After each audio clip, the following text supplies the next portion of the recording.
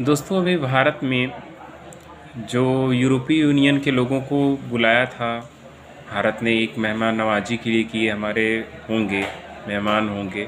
यूरोपीय यूनियन में आप जानते हैं कि पहले 29 देश थे, फिर ब्रिटेन पीछे के 3-4 साल पहले जो है अलग हो गया उसमें से, तो अब 28 देश हैं।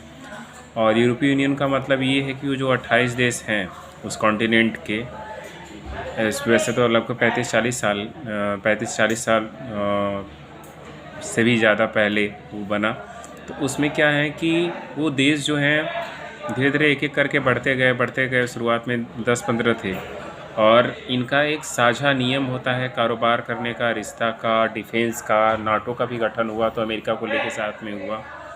तो इनके साथ एक फ्री ट्रेड एग्रीमेंट करने के लिए बात हुई, जो कि 26 के बाद 27 तारीख को हुई। पीएम मोदी जी ने किया और वहाँ से 2 बड़े वहाँ के उच्चायोग अध्यक्ष आए थे, एक लेडीज आई थी, एक जेंट्स आए थे। आपने देखा होगा कि जब फ्री ट्रेड एग्रीमेंट हुआ, तो फ्री ट्रेड एग्रीमेंट के बारे में मैं आपको थोड़ा सा बता दूं कि फ्री ट्रेड एग्रीमेंट का मतलब होता है कि मुक्त व्यापार समझौता, यानी कि उस पर कोई टैरिफ या एंटी टैरिफ ऐसा नहीं लगाया जाएगा। इंपोर्ट और एक्सपोर्ट जो होगा वो हमारा आसान हो जाएगा।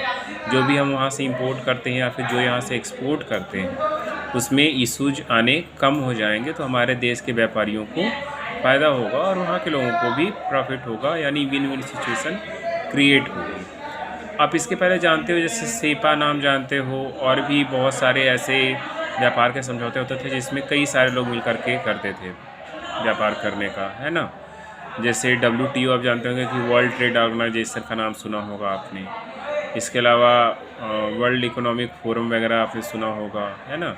तो ये सब तो होते ही हैं, बट ये FTA इस मामले में अच्छा होता है कि ये खास करके कुछ देशों के बीच में होता है, खास करके 2 देशों के बीच में भी हो जाता है।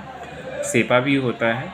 और इसके अलावा भारत ने UAE के साथ भी किया है, ऑस्ट्रेलिया के साथ भी किया है, और भी कुछ देशों के साथ भी किया है ये चीज़।